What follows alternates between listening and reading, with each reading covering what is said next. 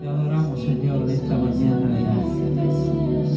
Queremos inclinarnos, rendirte a ti todo lo que somos, tu cuerpo, alma y espíritu, reconociendo que solamente tú eres Dios, tú eres Señor. Y en tu misericordia tú te dignas, Señor, estar aquí en medio nuestra, conforme a tu palabra, Señor. Es en esa confianza de que tu Santo Espíritu está en medio de nosotros, que ahora queremos ir a tu bendita y santa palabra, mirar en ella, estudiar en ella, mirarnos, para que esta palabra produzca fe en nuestro corazón, traiga sanidad, confortamiento, consuelo, fortaleza, Señor. Revela a Cristo un día más a nuestras vidas. Y sé tú con cada hermano, cada hermana que quizás hoy no pueda estar con nosotros, pero que puede también oír esta palabra allá en su casa, Señor. Te damos gracias por ello en el nombre de Jesús. Amén. Amén. Podéis sentaros, hermano. Y hago mía las palabras del apóstol Juan. Yo deseo que tú seas prosperado en esta mañana. Sobre todo tu alma, así como prospera tu alma. Bueno, gracias a Dios puedo estar aquí compartiendo con vosotros un día más.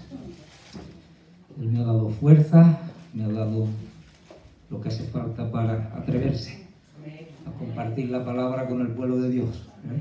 Así que tengan también misericordia del predicador y examinen lo que dice. Y sus errores, pues que sean errores pequeños, pero quédate con lo bueno cuando alguna porción de la palabra o alguna explicación sobre ello toque tu vida, sea una palabra que te traiga sanidad, fortaleza, consuelo y todo para lo cual el Señor la quiere sembrar en esta mañana. Yo te invito a que busques conmigo en el Evangelio de San Mateo, en el capítulo 6, el versículo 10. Espero que esta mañana hayas orado el Padre Nuestro, porque creo que todos los presentes alguna vez en la vida lo habremos leído, lo habremos pensado o lo habremos orado, pero no vamos a desglosar ni a estudiar lo que es esta oración, ¿verdad?, tan maravillosa que Jesús nos dejó para que supiésemos orar. En estos días atrás, y en ese vacío que uno tiene en la cabeza cuando dice que puedo compartir con la iglesia, porque después de la última predicación, al menos yo, no sé si todos los predicadores les pasará igual, después de la última te quedas vacío. Es como un limón que se ha estrujado y dice, bueno, pero pensando, ¿verdad?, y buscando del Señor en medio de la situación personal de cada uno, yo me hallaba diciendo en ciertos momentos, bueno, ¿cuál es mi función ahora en la tierra, ¿no? Cuando tú estás en una situación de grandes preguntas, diríamos, de incertidumbre, ¿verdad?, de reorganizar muchas veces tu pensamiento, tu proyección en el mundo. Y en medio de todo eso, ¿no?, diciendo, bueno, Señor, deseo de nuevo o deseo encontrar en esta etapa cuál es mi cometido, porque quizás he perdido un poquito ciertas cosas que en su día me ayudaban. Y me vino a la mente la expresión el reino de los cielos, o el reino de Cristo, o el reino de Dios. Así que, qué mejor texto para introducirnos en esta mañana que en ese versículo 10, cuando Jesús, ante la petición de sus discípulos de ser enseñados a orar, después de, ¿verdad?, la primera parte, que es reconocer que Dios está en los cielos, inmediatamente hay un deseo, o se expone un deseo: venga tu reino, hágase tu voluntad, como en el cielo, así también en la tierra. Aleluya. Y yo me preguntaba a mí mismo si este era mi deseo, que el reino de Dios viniese. Y por supuesto que sí, eran unos momentos que que yo me decía a mí mismo, ¿cuándo vendrá tu reino? Por todo el conocimiento que he ido adquiriendo a lo largo de mi vida de lo que representa o va a representar el reino de Dios en su plenitud. Pero después, ¿verdad? Hay que seguir leyendo, hágase tu voluntad.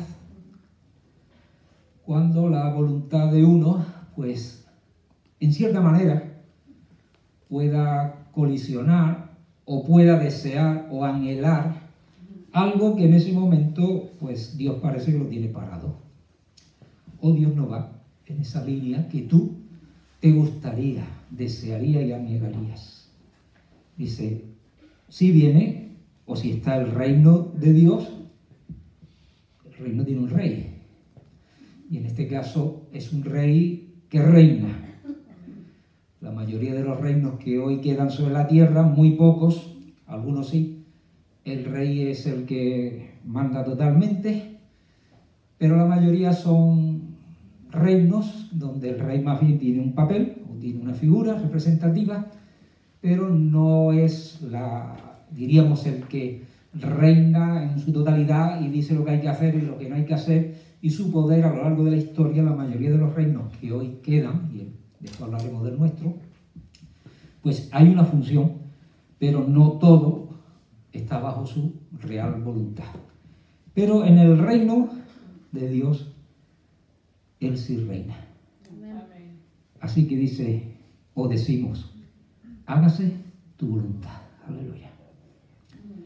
Con lo cual no es la mía, no es lo que yo creo, lo que yo pienso, lo que me gustaría, sino que tengo que entender y ceñirme a conocer y realizar la voluntad de mi Rey.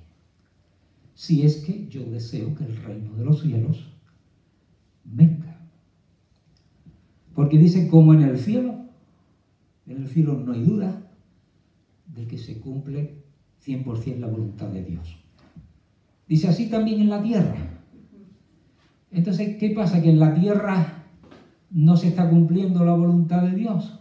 Sí, se está cumpliendo, pero dentro de un proceso, dentro de lo que podríamos llamar una dispensación. Porque veremos más adelante, resumiendo todo, que en la tierra hoy la Biblia habla de dos reinos.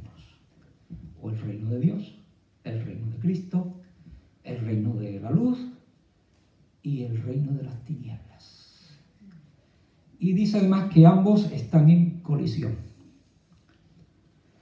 Pero en esa colisión, ¿verdad? Como tal colisión, guerra, violencia, pues en toda batalla hay sufrimiento, incluso hay pérdidas, pero lo que sí dice la Escritura es que el reino de Dios prevalecerá. Es decir, que al final de los tiempos, como dice la Biblia, de los tiempos terrenales o de un tiempo, el reino de Dios realmente en su plenitud total gobernará esta tierra. Todo esto son reflexiones, ¿verdad? Y adelanto título informativo, por si te gusta la historia o has visto esta película o te gusta, ¿no? Hay una película que yo normalmente cuando veo que la van a proyectar me suelo quedar a verla, que precisamente se llama El Reino de los Cielos. ¿Alguno la ha visto? Bueno, aparte de que es una película con sus personajes, con su trama de los personajes, guarda verdaderamente diríamos, unas connotaciones muy históricas, ¿eh? Y está basada en lo que se llaman las cruzadas, cuando los reinos europeos, asusados y empujados por el Papa de turno, quiso recuperar los territorios que se estimaban como tierras sagradas, es decir, Jerusalén sobre todo, y lo que fue Israel o Judea, ¿verdad? Y todo el conflicto horrible que suponía que ejércitos de reinos europeos atacaban, ¿verdad?, a los que allí estaban en aquel momento, que eran árabes, eran musulmanes. Y esta película está basada en un personaje histórico un noble francés que contribuyó a la defensa de Jerusalén cuando Saladino invadió y quiso conquistar la ciudad de Jerusalén.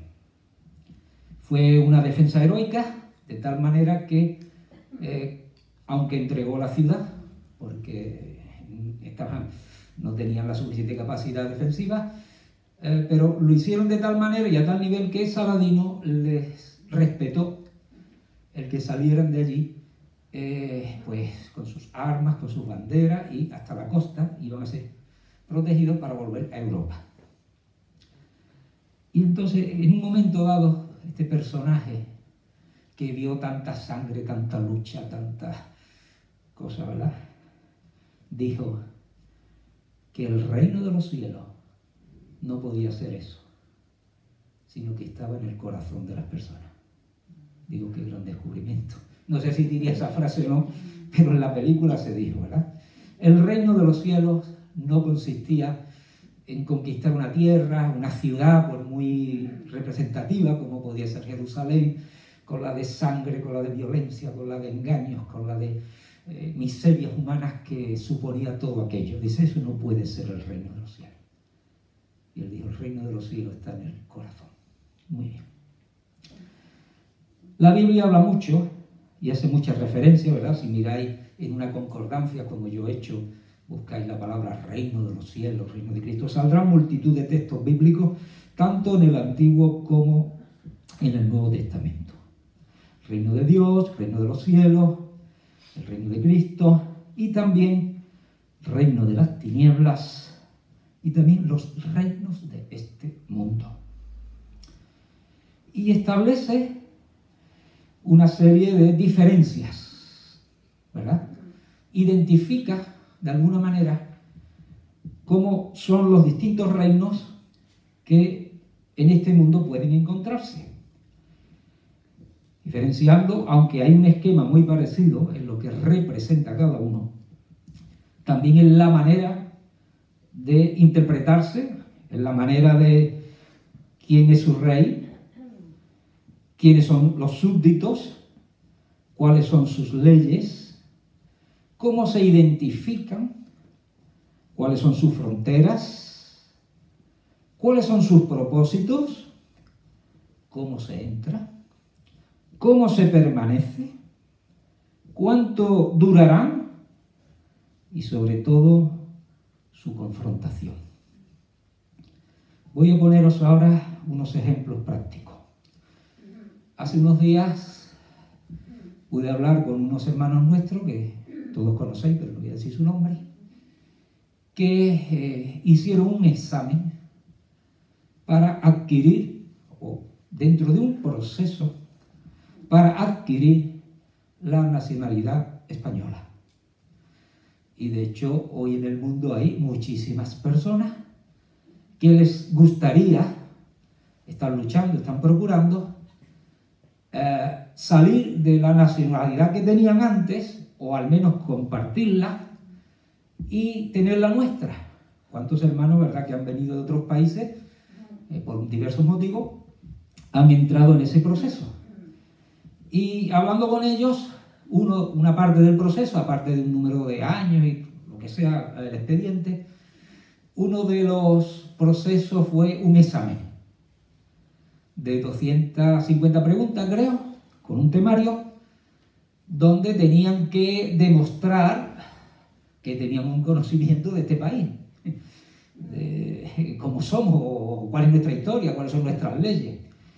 De tal manera que le dije, bueno, dime algunas preguntas que te han hecho. Fallé tantas que digo, a mí me van a quitar la nacionalidad española. No sé si nosotros lo damos tan hecho que somos españoles, que, de nacimiento, que una de las preguntas yo decía, pues esto, dice, no, esa no es. Digo, no sigamos porque voy a tener que ir a entregar mi nacionalidad o estudiarme el cuestionario. Pero bueno, yo, si en esta mañana te enseño esto, ¿esto qué representa? Un reino, ¿no? Además nosotros somos un reino. Fíjate tú que simplemente un lienzo, una tela con unos colores, con un escudo. Creo que todos, por lo menos los que tienen ya edad de haber ido al colegio, ven esto y dicen, esto representa una nación, un reino que se llama España. Aunque sabemos que haya españoles que digan, a mí esto no me representa. Digo, bueno, pero eso es lo que usted dice. Pero a todos los ojos del exterior, si usted dice dónde ha nacido o a dónde va, pues lo van a identificar como del Reino de España. Por ejemplo, cuando yo he viajado, estaba buscando en los bolsillos y menos mal que digo, me lo eché encima. Estaba ya mirando por ahí. No sé cuántos de vosotros tenéis una cosa que se llama pasaporte. Claro, esto lo vas a necesitar si vas a viajar a ciertos países. Y normalmente se te van poniendo una serie de sellitos. La mayoría de los sellos que yo tengo aquí son de un reino muy cercano al nuestro. Precisamente es un reino que se llama Marruecos. Entonces, cuando yo me monto en el barco de Tarifa, por ejemplo, durante el trayecto tengo que pasar por una pequeña oficina que hay en el barco, donde hay unos funcionarios, y enseñarles mi pasaporte. Ellos lo miran, lo meten en su ordenador, y si ven que no hay nada extraño, me ponen un sello. Yo no podré salir de ese barco, no podré salir más allá del control que hay a pie de la escalera, si no tengo el sello. Hay gente que se despista, que no lo sabe la primera vez, y bajan, y llegan allí, y hay dos guardias, le piden el pasaporte, así, se lo entregan, pero como no está sellado, dice, vuélvete para el barco. Ellos no lo sellan a pie de barco, ¿verdad? ¿Y qué ocurre si yo entro en Marruecos? Inmediatamente estoy bajo otras leyes, bajo otra bandera, y tengo que vivir y comportarme de acuerdo a todo el canon legal que haya en Marruecos. Claro, yo no me sé todas las leyes, está claro, no me sé ni las de España todas, pues imagínate. Pero algunas importantes sí hay que saberlas, porque si las transgredes, tú no puedes decir, bueno, pero es que en España esto no está mal. Te dirán, pero usted no está en España. Usted ha penetrado, ha entrado en otro reino y aquí rigen otras leyes, otras costumbres. Después hablaremos de algo que si cometes un grave error o tienes un problema, puedes acudir al consulado español. ¿Por qué? O la embajada española, mejor si es posible. Porque una embajada es como un trozo de España en ese país. En esa embajada también hay unos guardias en la puerta. Y tú para entrar ahí en petición de ayuda, tienes que decir, es que soy español. Bueno, pues demuestre usted mi pasaporte. Y cuando pasa esa puerta o esa reja, tú has vuelto a entrar en España. ¿Vale? Eso es a título informativo cómo funciona. En tiempos del apóstol Pablo, diríamos que en la zona geográfica donde él se movía, lo que todo el mundo quería ser era ciudadano romano. ¿Por qué? Porque tenía unos privilegios, o diríamos estaba bajo unas leyes muy ventajosas con respecto a los que no eran ciudadanos romanos. Sabemos que él cuando iba a ser azotado, en un momento dado, porque eran romanos los que le iban a azotar, dijo, un momento, un ciudadano romano no puede ser azotado si no es juzgado antes y evaluado por el tribunal de César. Entonces los que iban a azotarlo, dice que tuvieron temor y dijeron, oye, cuidado lo que le vamos a hacer, porque es ciudadano romano. Y otra gran ventaja, aunque no sé hasta qué punto era, que si tenía pena de muerte, la muerte iba a ser más caritativa, porque te iban a cortar la cabeza, pero no te iban a crucificar, iba a estar todo ese tiempo, ¿verdad?, muriendo de esa manera tan horrible. Así que todo esto es para introducirnos en lo que representa el reino, la nacionalidad, los privilegios, las obligaciones y toda esta cuestión. Cuando Jesús comienza su ministerio público, dijo unas palabras que después vamos a mirar también, casi copiadas literalmente del precursor que fue Juan el Bautista. Jesús dijo en el Evangelio de San Mateo también: ha llegado a vosotros el reino de Dios. Dijo: arrepentíos, porque el reino de los cielos se ha acercado. Diríamos, la cultura religiosa judía, por supuesto que ellos tenían en su interpretación de las Escrituras el reino de Dios. Y ellos, para entender el conflicto de Jesús, es que el reino de ellos estaba basándose en lo que para Jesús iba a ser el final de la dispensación, que todavía no ha llegado. Ese reino donde el pueblo de Israel iba a ser levantado sobre todas las naciones, donde iban a correinar con Dios y todas las naciones iban a entregarse, como diríamos, a ellos. Y su Mesías era un Mesías guerrero, libertador, que haría que Israel ganase las guerras, las batallas o lo que hiciera falta para reinar sobre todas las demás naciones. Era su interpretación. Y ahora viene Jesús y les dice que el reino de Dios se ha acercado. Pero no solamente se ha acercado, sino que llega un momento que dice: el reino de Dios está entre vosotros. Y digo: pero bueno, si nosotros no tenemos ni reino, si ahora mismo somos una provincia romana, si han puesto un rey títere aquí sobre nosotros y estamos bajo la autoridad del emperador de Roma, pagando los impuestos, dando todo lo que tenemos y bajo sus leyes crueles para un judío.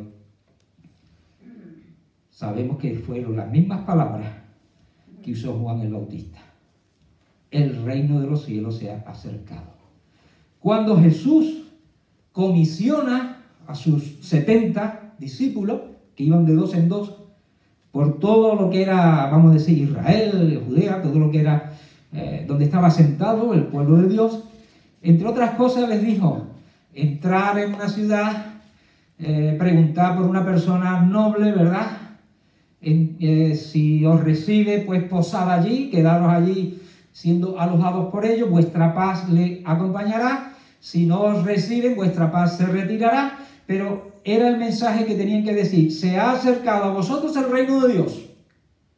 Y dice: sanad enfermos, expulsar demonios.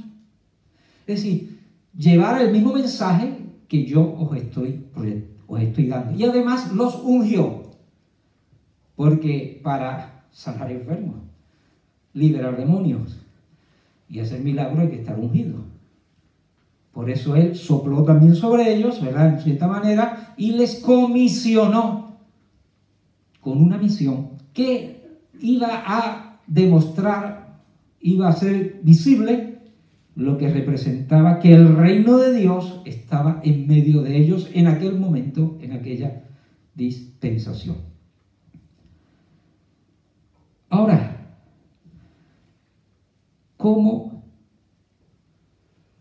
¿cuál era la condición para entender, conocer, visualizar que eso era el reino de Dios? Y es la palabra que tanto Juan el Bautista como Jesús anteponían: arrepentíos. Arrepentíos, porque el reino de los cielos se ha acercado. Así que cuando el reino de Dios o de los cielos se acerca a una vida, a una persona, a una región, a seres humanos, hay como una demanda, diríamos como una proyección de ese reino, que a los corazones que lo están percibiendo les llama al arrepentimiento. a dejar el reino donde se estaban en ese momento encontrando, que es el reino de las tinieblas, los reinos bajo la potestad consentida del diablo, a abandonar ese reino y incorporarse al reino de los cielos. Luego hay una llamada a pertenecer a ese reino, pero no se puede ser de los dos. No se puede ser del reino de los cielos y del reino de las tinieblas. Son totalmente incompatibles. Así que lo primero que ya vamos aprendiendo y asumiendo es que el reino de los cielos está íntimamente ligado. Totalmente hay una consecuencia inmediata, que es arrepentirse, dar la vuelta, cambiar la mente, cambiar el propósito de la vida.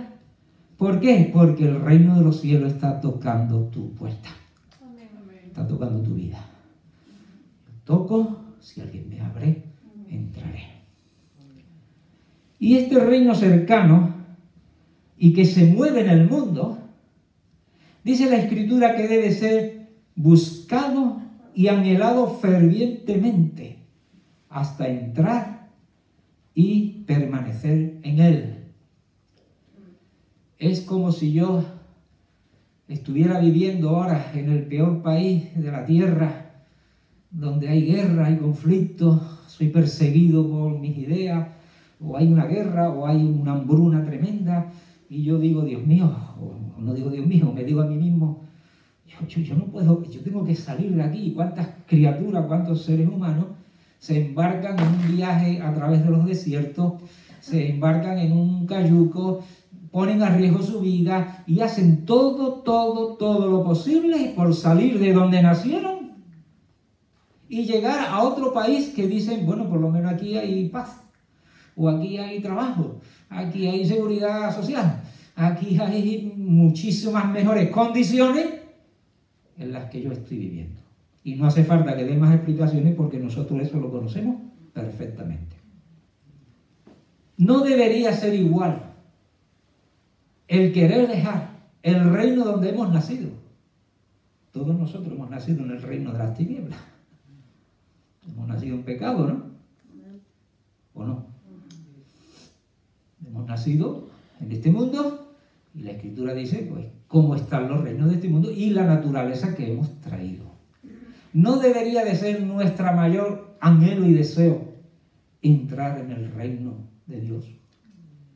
Y por eso Jesús dice, mas buscad primeramente el reino de Dios y su justicia. Y todas estas cosas, ¿verdad?, os serán añadidas. Y Jesús nos dice, y vamos a reiterar, cómo entrar y cómo ser. Y se lo dijo a un gran teólogo, que Jesús se extraña que no lo supiera. De cierto te digo, el que no naciere de nuevo no puede ver el reino de Dios. Y por mucho que tú se lo expliques a una persona, las características del reino de Dios, las presentes, y no digamos las futuras, si no nace de nuevo por el arrepentimiento, no lo verá. No lo verá. Es más, hagámonos una pregunta ya más personal. ¿Hoy estoy viendo el reino de Dios y su justicia? Pues cada uno sabrá si lo estamos viendo, si lo estamos percibiendo, si estamos en Él. Y el hecho de estar en Él está llevando nuestra vida, nuestra actitud y nuestro propósito. Porque ya sabemos esta frase, ¿verdad?, tan conocida del Evangelio. No todo el que me dice, Señor, Señor, entrará en el reino de los cielos. Luego, para entrar en el reino de los cielos, no es una fórmula. Después veremos que no consiste en palabras. Es verdad que las palabras tienen una gran importancia, confesar a Jesús en este mundo, fíjate la importancia que tiene. Pero va más allá. No todo el que me diga Señor, Señor, Rey de Reyes, Señor de Señores, maravilloso eres tú, enorme, sublime.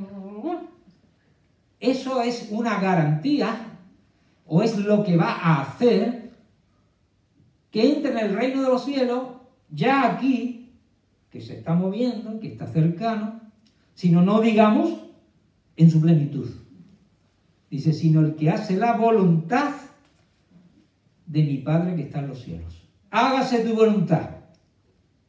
O sea que si hoy estamos en el reino de los cielos, en la dispensación, y en como es ahora mismo, es porque tú y yo queremos que la voluntad del Padre se haga en nuestra vida. No solamente queremos que se haga, sino que nos sometemos a ella. Y la estamos haciendo. Jesús en su primera venida reafirmó el reino de los cielos, su realidad, su cercanía, cómo entrar, cómo permanecer, su cometido, su lucha, su herencia futura y su plenitud en su segunda venida. Pero fue rechazado. Bueno, estaba profetizado. Y si estudiamos las causas, como muchos teólogos dicen, bueno, ¿por qué el pueblo judío no aceptó que Cristo era el Mesías? Las mismas que hoy puede haber. Interpretación de las Escrituras, el Mesías no podía venir de esta manera, no podía de la otra, es decir, empiezan a sacar, interpretar textos bíblicos, su propia tradición, su propio concepto de lo que tenía que ser el reino de Dios, de lo que es el Mesías, La cuestión es que no lo vieron. Y lo rechazaron violentamente, porque Jesús les decía una y otra vez, el reino de los cielos está aquí, y él era el rey. Otro matiz, ¿verdad?, del reino de los cielos, muy interesante y que es recomendable leer y estudiar, es conocer sus normas. Dicen los teólogos también que en el Evangelio de Mateo, San Mateo, a partir del capítulo 5, ese conocido sermón de la montaña, guarda una semblanza con cuando Moisés subió al Sinaí y recibió, ¿verdad?, las leyes, todo lo que son las leyes judaicas, ¿verdad?, del Deuteronomio, y que Jesús, que iba ahora a implementar una nueva vivencia del reino de Dios, iba a pasar ya la etapa de la ley. Se iba a entrar en la etapa que estamos hoy, que es la de la gracia. En la etapa de la gracia, la Constitución o el canon de leyes o las normas de vida iban a sufrir una modificación. Y en ese sermón del monte se esboza de alguna manera cuáles son las leyes del reino de Dios. También Jesús en ciertos pasajes dice, oísteis que fue dicho, mas yo os digo. Porque el reino de los cielos ha ido revelándose y ha ido marcando, ¿verdad?, las etapas en las cuales nos encontramos. Pero también dice la Escritura que los reinos de esta tierra se levantarán y caerán. Desde luego, si estudiamos la historia del Reino de España, hoy no es ni la 10ª parte de lo que fue. Decían que en el Reino de España nunca se ponía el sol. Y es verdad, el sol salía por las Filipinas y moría por América. O sea que la bandera, esta bandera, bueno, no era esta, era otra bandera, pero bueno, la bandera que en aquella época representaba el Reino de España, diríamos que siempre podía estar izada porque siempre había sol sobre ella. Hoy, el Reino de España, a lo largo de su historia, pues no sabemos ni siquiera si va a permanecer. Porque al paso que va, cualquiera sabe, ¿no? ¿Y cuántos reinos? Babilonia, Asiria, Roma, el mismo. Llamémosle reino, llamémosles imperio, China, Mongolia. Reinos inmensos que se levantaron y aquello dominaba y tenía súbditos de todo tipo, de toda lengua, de toda historia, y allí el rey o el emperador dominaba todo aquello. Uno cayó en una noche. En una noche cayó un imperio. Pero, ¿qué le dijo Satanás a Jesús cuando le tentó? Todo esto te daré. ¿Y qué era? Dice que lo llevó a un monte muy alto, ¿no? Y de alguna manera proyectó sobre Jesús los reinos, los imperios. Tremendo, tremendo. Oye, esto no hay quien acabe con ello. Dice, todo esto te daré si postrado me adoras. Luego ya vamos entrando en lo que es el reino de este mundo, los reinos de las tinieblas. La Biblia habla de reinos, de principados, de potestades en los aires, que en cierta manera dominan, influyen sobre naciones y moradores. Esto no haría falta demostrarlo. En este momento histórico que vivimos, ¿cuántas leyes los reinos de este mundo están ahora mismo aprobando contrarias a la palabra de Dios? Aquí mismo, en España. De hecho, nosotros ya hoy colisionaríamos como creyentes con algunas leyes. Estamos a punto, empezando por los ministros, en que, y ya ha habido casos, que por defender lo que es el género humano, tal como Dios los creó, un varón, una mujer, lo que es el matrimonio, lo que es la identidad del ser humano. Hoy ya, si esto va a salir a no sé dónde, pero bueno, si en la calle, al mundo, si en la calle, por la razón que fuera, no es que vayamos a hacerlo así de entrada, pero por la razón que fuera, defendiéramos ciertas condiciones que rigen en el reino de Dios, iban a chocar frontalmente con ciertas leyes que están ya en el reino de España. Y en ese choque, en el aspecto humano, quizás saldríamos perdiendo. Y esa ley podría causar problemas a la persona o a lo que representa esa persona, y pudiera llegar un tiempo que los reinos de este mundo, y entre ellos está el nuestro, donde vivimos en lo físico, la colisión con el reino de la luz fuera tan fuerte que no fuera simplemente a nivel de diálogo, yo creo esto, tú crees lo otro, bueno, pues vale, tú aquí, yo allí, bien, hoy gozamos de una serie de libertades que nunca hemos tenido, pero podría ir más allá de una simple confrontación dialéctica, sino que esa confrontación, como en ciertos países, como en el Reino del Sur, ese reino que está ahí a 14 kilómetros, podrían representar cárcel y quién sabe si algo más. Ahora los que somos de Cristo hemos sido liberados de esos reinos y ahora estamos en el reino de la luz. No es que yo no diga, yo ya no soy español, yo ya no va por ahí. Por supuesto que yo, y apelo como Pablo, si tengo que sacar el pasaporte lo saco. Pero hemos sido liberados de la influencia y del dominio de los que están sobre los reinos de esta tierra.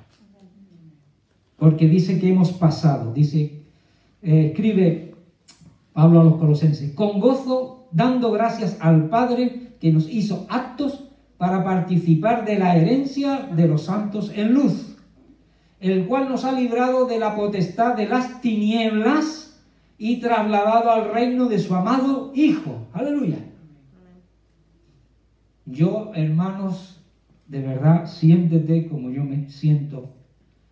Mi reino, como dijo Jesús, no es un reino de este mundo. No combato, ni mucho menos. Yo me siento español, me gusta haber nacido aquí, me gusta la cultura, mis raíces humanas. Por supuesto, yo amo España, amo Andalucía y amo Cádiz. pero mi reino no es de este mundo. Ni yo estoy bajo las leyes espirituales o morales de este mundo. Sí, las leyes de tráfico me afectan, los impuestos me afectan y todo lo que sea. Pero, amigo, si colisiono las leyes de Dios con las de este mundo, como dice la gente, me van a encontrar. Y probablemente en muchas ocasiones, como dice la Escritura, aún puede que vengan a demandar tu vida. ¿Cuál fue el problema judío? Ya lo hemos dicho. Que interpretaban el reino de Dios y el mesianismo o el Mesías de otra manera. Que iba a ser un reino visible, con frontera, con bandera, con soldados, con espadas, con ejércitos y puesto encima de todas las naciones.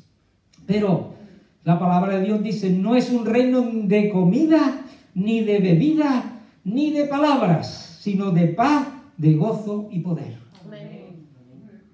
No tiene nada que ver con la comida, con la bebida, ni los discursos. Tiene que ver con la paz, el gozo y el poder. Pero no un poder para dominar a otros seres humanos, ni eso. Aquí está hablando del poder, ¿verdad?, de cumplir la voluntad de Dios. Es un reino que sufre violencia, tribulaciones, y dice la Escritura que solo con valentía y arrojo es poseído. Después tengo que decir una palabra un tanto fuerte, pero bien interpretada. No es un reino para la cobardía. Que Dios nos ayude. Dice, Jesús dijo que desde los días de Juan el Bautista hasta ahora el reino de los cielos sufre violencia y los valientes o los violentos lo arrebatan. Es decir, es un reino que requiere una convicción, una presencia de Dios, una valentía que no es la de este mundo. A veces la valentía de sobrellevar las cargas, las pruebas, las aflicciones, las persecuciones, con el carácter de Cristo, manso y humilde de corazón. Eso es valentía. A veces nosotros, y es verdad, la valentía se confunde a veces con el arrojo, bien, pero la valentía aquí se refiere a luchar contra el pecado, luchar contra el mundo de las tinieblas, el mundo contrario a lo que Dios enseña. Y dice que incluso si fuera necesario, hasta la sangre. Jesús dijo, es necesario que a través de muchas tribulaciones entremos en el reino de Dios. Amén. Y habla ya del reino de Dios aquí y no digamos el reino de Dios al final de los tiempos. Jesús dijo, mi reino no es de este mundo.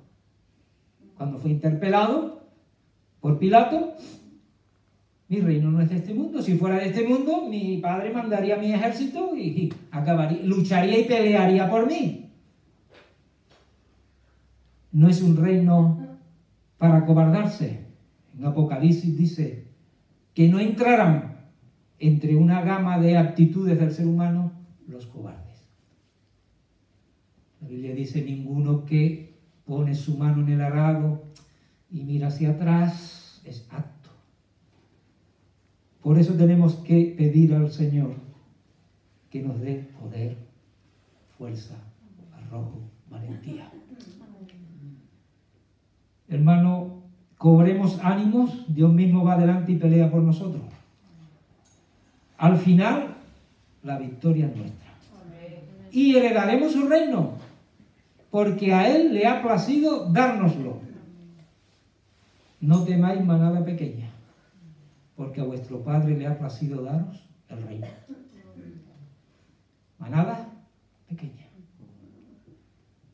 Ovejas al matadero. Y ahora te va a alegrar con lo que te voy a decir. Espero. Nosotros somos sembrados en este mundo. Y David, ayúdame. Que me gusta ya esa frase, David, ayúdame. Así me acelero. Somos sembrados en este mundo para traer y extender su reino en esta dispensación.